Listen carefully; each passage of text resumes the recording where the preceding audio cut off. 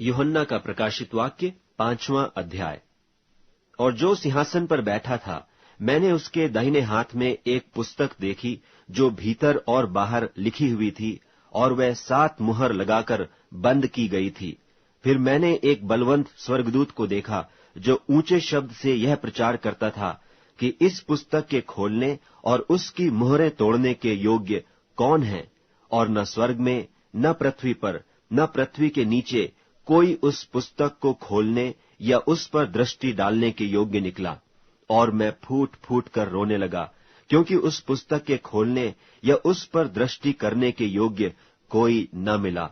तब उन प्राचीनों में से एक ने मुझसे कहा, मत रो, देख, यहूदा के गोत्र का वह सिंह जो दाऊद का मूल है, उस पुस्तक को खोलने और उसकी 7 मुहरें तोड़ने के लिए जयवंत हुआ है। और मैंने उस सिंहासन और चारों प्राणियों और उन प्राचीनों के बीच में मानो एक बध किया हुआ मेमना खड़ा देखा। उसके 7 सींग और 7 आंखें थीं। ये परमेश्वर की 7 आत्माएं हैं जो सारी पृथ्वी पर भेजी गई हैं। उसने आकर उसके दाहिने हाथ से जो सिंहासन पर बैठा था वह पुस्तक ले ली, और जब उसने पुस्तक ले ली तो वे चारों प्राणी और 24 प्राचीन उस मेमने के सामने गिर पड़े, और हर एक के हाथ में वीणा और धूप से भरे हुए सोने के कटोरे थे। ये तो पवित्र लोगों की प्रार्थनाएं हैं। और वे यह नया गीत गाने लगे कि तू इस पुस्तक के लेने और उसकी मुहरें खोलने के योग्य है, क्योंकि तूने बद्ध होकर अपने लोहू से हर एक कुल और भाषा और लोग और जाति में से परमेश्वर के लिए लोगों को मोल लिया है, और उन्हें हमारे परमेश्वर के लिए एक राज्य और याजक बनाया, और वे पृथ्वी पर राज्य करते हैं।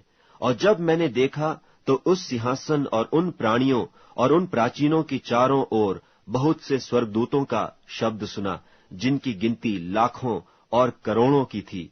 और वे ऊंचे शब्द से कहते थे कि बध किया हुआ मेमना ही सामर्थ और धन और ज्ञान और शक्ति और आदर और महिमा और धन्यवाद के योग्य है।